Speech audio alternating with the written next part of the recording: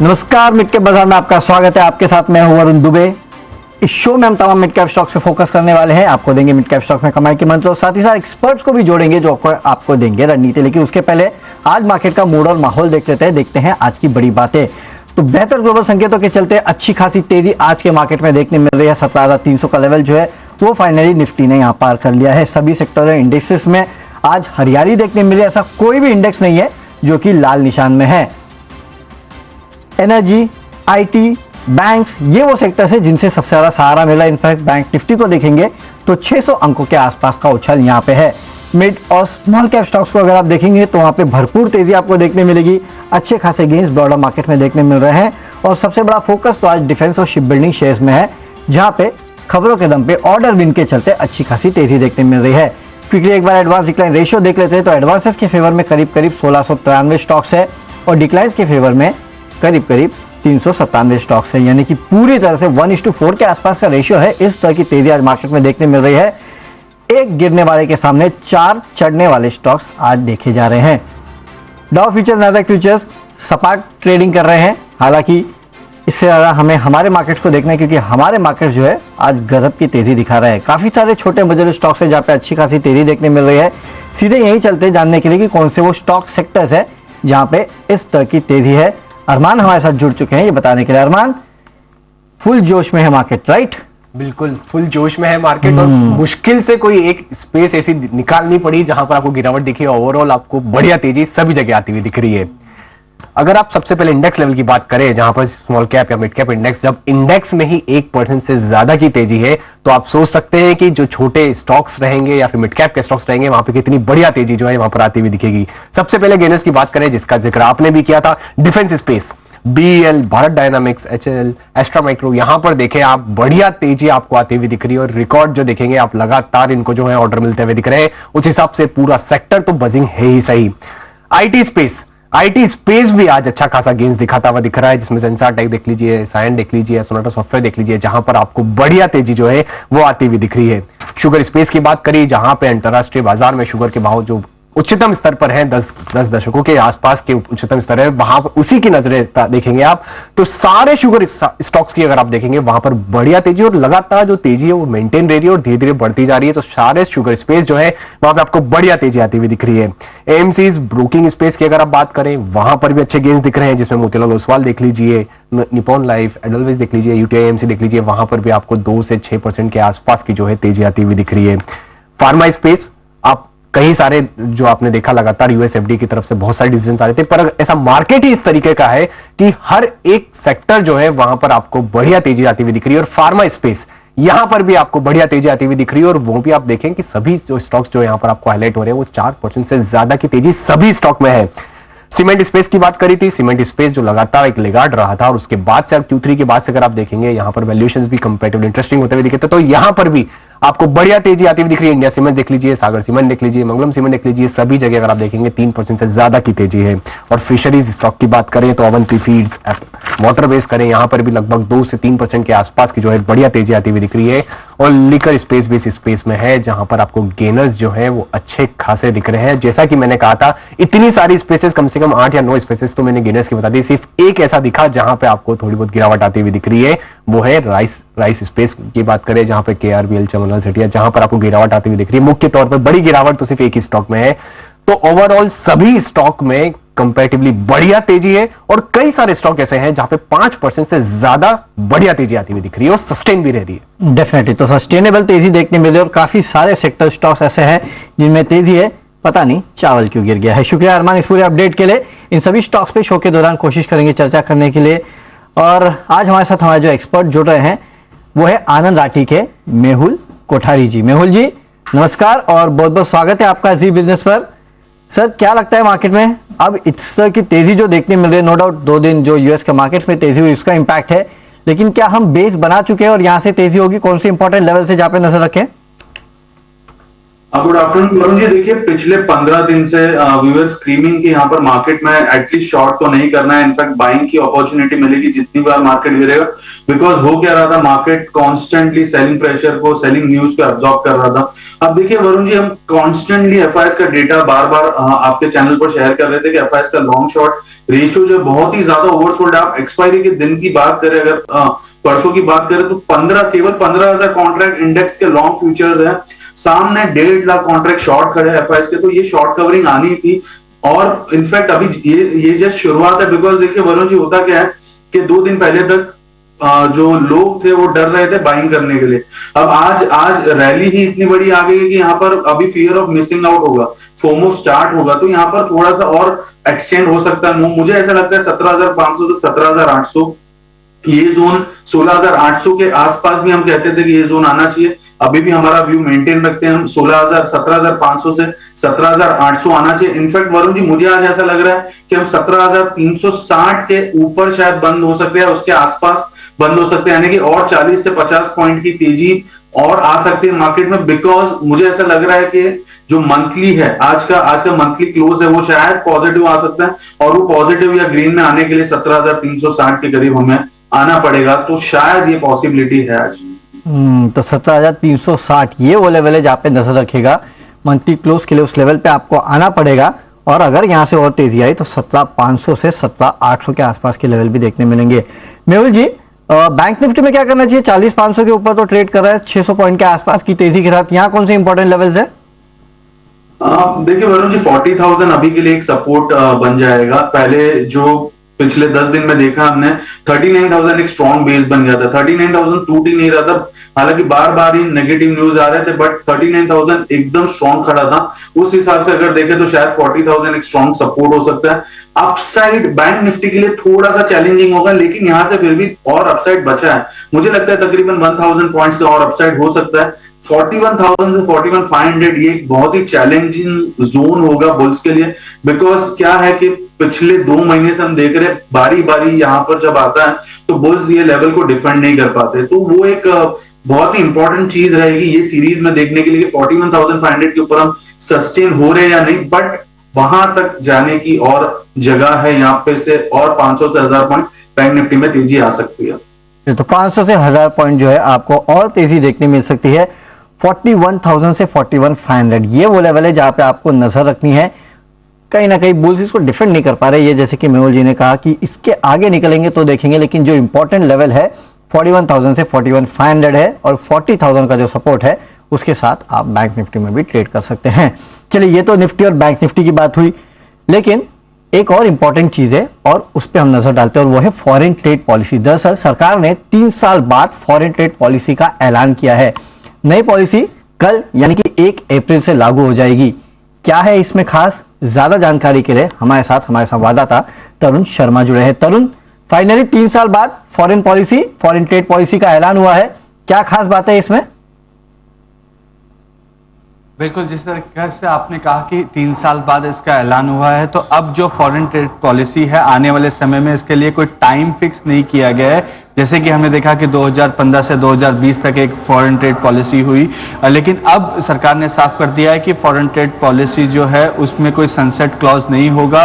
जो पॉलिसी है ये डायनेमिक पॉलिसी होगी, जब जब जरूरत पड़ेगी इसमें चेंजेस किए जाएंगे। तो अब समय को इसमें से हटा दिया गया है, लेकिन इससे कुछ मेन बिंदु है जिस पर मैं बात करना चाहूँगा, वो है ई कॉमर्स को इसमें बढ़ावा देने की बात की गई है। 2030 तक टारगेट पे इस पर डिसाइड किया गया है कि जो 2030 तक हम 2,000 से 3,000 करोड़ डॉलर का बिजनेस जो है वो ई कॉमर्स से करेंगे, उसके लिए भी इसमें बात की गई है। साथ ही जो इंडियन रुपी है उसका ट्रेड, उसमें ट्रेड किया जा सके, इस पे भी फॉरेन ट्रेड पॉलिसी में बात की गई है। बताया गया है कि 18 देशों के साथ ऑलरेडी सरकार की बात चल रही है जिससे वो रुपये में ट्रेड कर सकें। जो और उन देशों के साथ बात चल रही है जिनके पास डॉलर की कमी है, तो उन देशों को पहले कोऑर्डिनेट किया जा रहा है, उनसे पहले कनेक्ट किया जा रहा है जिनके पास डॉलर की कमी है लेकिन उनको वो रुपये में ट्रेड कर सकते हैं। तीसरा डिस्ट्रिक्ट में जिलों पे जो एक्सपोर्टर्स हैं उनको किस तरीके की परेशानी आ रही है उसके लिए भी बात की गई। एमएसएमई के लिए भी एप्लीकेशन फीस जो है उसमें 50 से 60% की को घटाया गया। इसके साथ साथ एमनिस्टी स्कीम लेकर आई है जिसकी उम्मीद बजट में की जा रही थी कि काफ़ी 10,000 से ज़्यादा के एक्सपोर्टर्स के केसेस हैं जिसको एमनिस्टी स्कीम्स में सुलझाया जाएगा। 2009 से 2014 के बीच के ये केसेस होंगे। इसके साथ साथ इंसेंटिव बेस से हटाकर जो पॉलिसी है उसको रिमिशन बेस पे लेकर आया जा रहा है और ये साफ तौर से सरकार की तरफ से कहा गया कि कोई भी सेक्टर जो है वो सब्सिडी के बेस या इंसेंटिव बेस पे नहीं चल सकता और इसका पायलट प्रोजेक्ट 1 साल पहले शुरू किया गया था और अब उसमें अच्छी एक प्रोग्रेस देखने को मिल रही है। इस वजह से इसको आगे फॉलो किया जा रहा है। तो लिहाजा फॉरेन ट्रेड पॉलिसी जिसका इंतजार था वो आज सरकार ने अनवील कर दी है। डेफिनेटली, तो फॉरेन ट्रेड पॉलिसी जिसका इंतजार था उसको अनवील कर दिया गया है।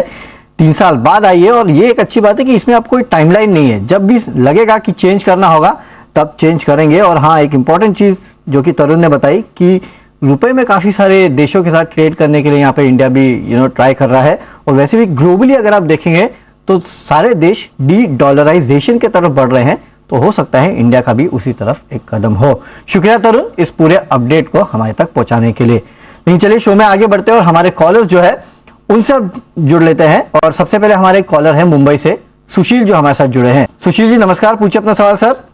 नमस्कार सर क्या बैंक निफ्टी इतना बड़ा है लेकिन एसबी बैंक तो सर अभी भी लाल में ट्रेड कर रहा है, ये मेरा पहला क्वेश्चन। और मेरा दूसरा क्वेश्चन सर, मैं एससीआई को लेकर थोड़ा कंफ्यूज में हूँ।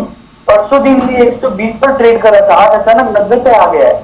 इसका थोड़ा सर क्लियर कर दीजिए मेरे को चलेगा कि इस काम में अभी। सर एससीआई का जहां तक आपकी बात कर रहे हैं आप, तो ये वो जो डीमर्जर हुआ है इनके एक यूनिट का, उसके चलते ये एडजस्टमेंट देखने मिल रहा है। तो आप डरिएगा मत, अगर आपके पास एससीआई के शेयर्स थे तो आपको जो दूसरा डीमर्ज एंटिटी है उसके शेयर्स मिलेंगे।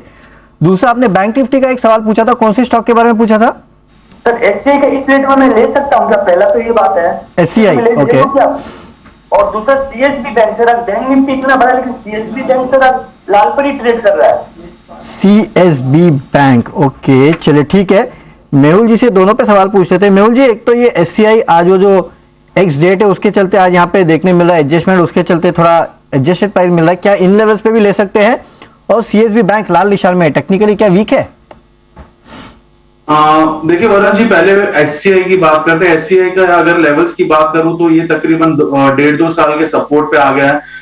90 के आसपास का सपोर्ट रहता था, तो बहुत ही अच्छा लेवल है। अगर इन्वेस्टमेंट पर्सपेक्टिव से करना है तो पहले तो फंडामेंटल्स अगर क्लियर है तो टेक्निकली ये काउंटर यहाँ पर बाय है। रिस्क रिवॉर्ड बहुत ही अच्छा है और आने वाले 4 से 6 महीने में फिर से हम 110-120 के लेवल्स देख सकते हैं। तो रिटर्न वाइज भी और रिस्क वाइज भी बहुत ही अच्छा है एससीआई यहाँ पर ऐड करने के लिए।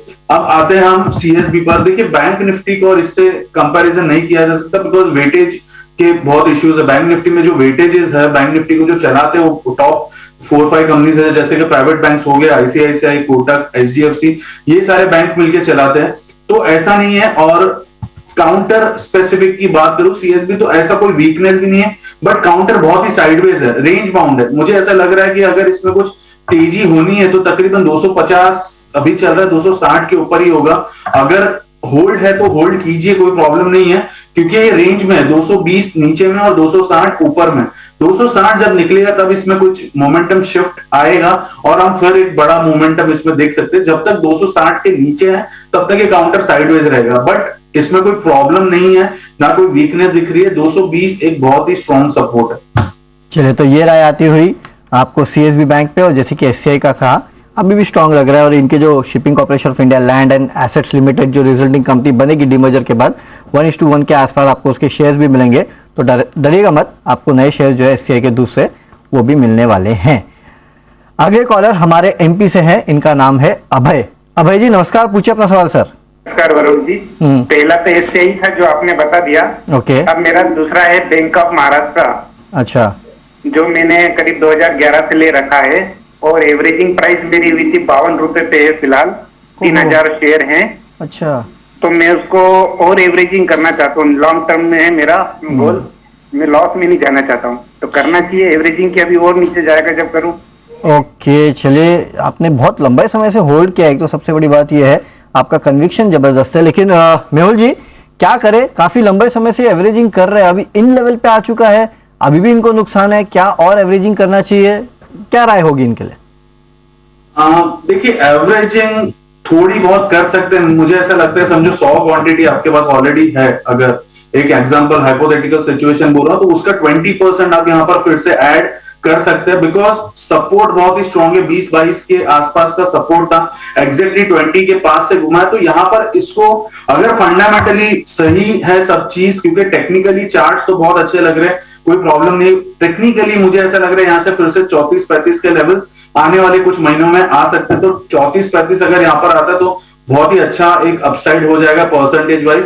तो यहां पर थोड़ी बहुत क्वांटिटी ऐड कर सकते हैं, 34-35 मैं एक्सपेक्ट कर रहा हूं आने वाले कुछ महीनों में। चलिए, तो थोड़ी बहुत क्वांटिटी ऐड कर सकते हैं इन लेवल पे, 34-35 के आसपास आएगा तो फिर से आप एक बार रिव्यू कर सकते हैं। अगले कॉलर हमारे अहमदाबाद से हैं, इनका नाम है जगदीश। जगदीश जी नमस्कार, आप पूछिए कौन से स्टॉक पे आपका सवाल है। जगदीश जी आपको मेरी आवाज आ रही है? हेलो हाँ नमस्कार सर। सरोजी नमस्कार। नमस्कार सर, सब पूछिए अपना सवाल सर।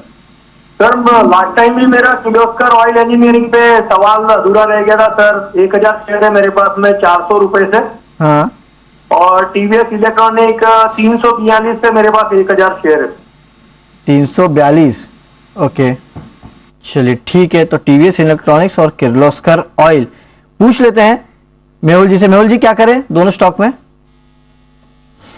किर्लोस्कर इंजीनियरिंग यानी कि जो इन्होंने कहा अभी 393 चल रहा है।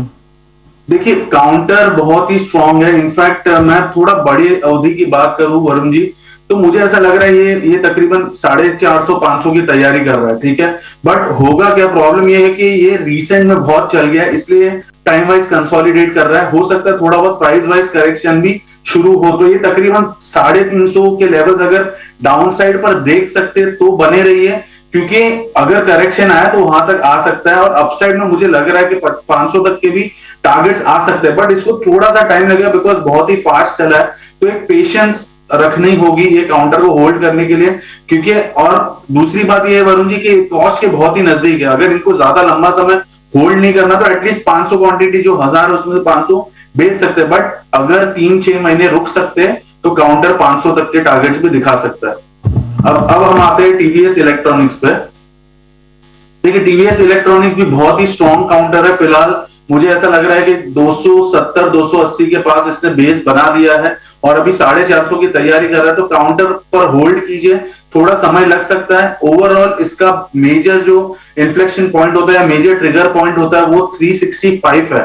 365 जब भी निकलेगा तो एक बहुत ही शार्प मोमेंटम देखने को मिल सकता है टुवर्ड्स 420 to 440। फिलहाल काउंटर बहुत स्ट्रॉन्ग है, इसको होल्ड करना चाहिए। चलिए, तो दोनों स्टॉक्स को होल्ड करना है और किर्लोस्कर ऑयल तो आपको 500 तक के लेवल भी जो है वो दिखा सकता है, लेकिन थोड़ा पेशेंस आपको रखना होगा। अगले कॉलर हमारे सूरत से है, इनका नाम है नीलेश। नीलेश जी नमस्कार, पूछिए अपना सवाल। दिनेश शर्मा बोल रहा हूँ सर, सूरत से। दिनेश, ओके माफ कीजिएगा, दिनेश सर पूछिए। हाँ जी सर, मेरे पास टाटा एलेक्सी के 200 शेयर हैं। ओके। और ये मेरे करीबन 15 साल पुराने हैं। अच्छा, हाँ जी। सर क्या रेट पे? ये करीबन मेरे मतलब जैसे ये मेरे मुझे खुद को याद नहीं है कि क्या रेट में लिया हुआ है, क्योंकि ये काफी पुराना 20 साल पुराने स्टॉक है मेरे में। और इनका जो है 11,000 रुपए तक का लेवल जा चुका है। अभी ये जो है 6,000 में घूम रहा है काफी टाइम से। तो अभी हमें क्या करना चाहिए सर इसके बारे में? चलिए ठीक है, एक तो सर बहुत अच्छा है कि आपने इतने लंबी होल्डिंग रखी है। मेरे ख्याल से आपको डेफिनेटली जोरदार मुनाफा हो रहा होगा, क्योंकि आपको याद नहीं है क्या प्राइस पे लिया है। लेकिन हाँ मेहुल जी, 10-11 हजार तक गया था टाटा एलेक्सी, वहां से अब 6,000 के आसपास टहल रहा है, आगे बढ़ने का नाम नहीं ले रहा है, क्या करें इसमें? देखिए वरुण जी, अगर मैं 15 साल पहले की बात करूं, मेरे ख्याल से 2007-2008 में जब हम मार्केट्स देखा करते थे, तब उस समय पे मुझे एग्जैक्टली ईयर याद नहीं है, बट ये काउंटर 150-200 के पास ट्रेड करता था। तो आप देखिए उसके बाद 11,000 जाना और ये बोनस हुआ है, ठीक है, 1:1 का शायद बोनस हुआ है if I am not wrong. तो बहुत ही बेहतरीन रिटर्न्स मिल रहा है। तो मुझे ऐसा लग रहा है कि ठीक है, अगर इन्होंने होल्ड भी किया है तो बने रहिए, बिकॉज काउंटर अगर मैं किसी को फ्रेश इन्वेस्टमेंट की बात करूं तो ये लेवल बहुत अच्छा है। यहाँ पर, क्योंकि ऑलरेडी हम देखें ऊपर से 50% के ऊपर करेक्ट हो चुका है, 11,000 के आसपास से अभी 6,000 के पास आ गया, तो अच्छा खासा करेक्शन हो गया। काउंटर फिर से तेजी पकड़ेगा, थोड़ा समय लग सकता है, अभी कंसोलिडेट कर रहा है, बट बने रहिए, कोई प्रॉब्लम नहीं है। रिटर्न्स आपका बहुत फैंटास्टिक आ रहा है, तो कांग्रेचुलेशंस उसके लिए, बहुत बहुत बधाई। तो कांग्रेचुलेशंस, और सही बात है, बोनस इन्होंने दिया था 2017 में 1:1 के आसपास का, और डिविडेंड जो है वो भी ये कंपनी अच्छा खासा दे रही है, तो उसका भी फायदा मिलता है। अच्छा है, लॉन्ग टर्म के लिए रखेंगे ऐसे स्टॉक्स को तो इस तरह का पैसा बनता है। लेकिन एक काम करते हैं, इस नोट पे एक ब्रेक लेते हैं, ब्रेक के बाद जब जुड़ेंगे तो मेहुल जी से उनके पिक्स लेंगे।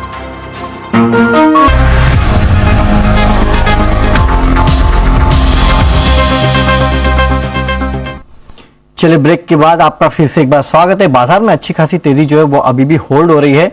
इनफैक्ट मेहुल जी, एक ट्विटर पे संजीव अग्रवाल जी है, वो कह रहे हैं कि आपने जो निफ्टी बैंक निफ्टी पे स्ट्रैटेजी बताई है उससे उनको काफी अच्छा मुनाफा हो रहा है, तो एक बिग थैंक यू आपको जो है वो कह रहे हैं। साथ ही साथ सर, ओके सर बताइए सर, आज कौन से पिक्स देने वाले हैं आप? देखिए वरुण जी, मेरा आज का पहला जो ट्रेड है वो है OFSS। बहुत ही स्ट्रॉन्ग ब्रेकआउट है, काफी समय से कंसोलिडेट हो रहा था, 3280 के पास से चल रहा है, 3180 के स्टॉप लॉस इसको बाय करना है। अपसाइड टारगेट रहेगा OFSS का 3500 का। दूसरा जो मेरा स्टॉक है, शायद मैंने एक आधी बार चैनल पर कवर किया है, थोड़ा ऊपर आ गया है, वो है पिडिलाइट इंडस्ट्रीज। बॉटम से थोड़ा ऊपर आया, बट यहाँ पर बहुत ही अच्छा पोटेंशियल है और पुलबैक का।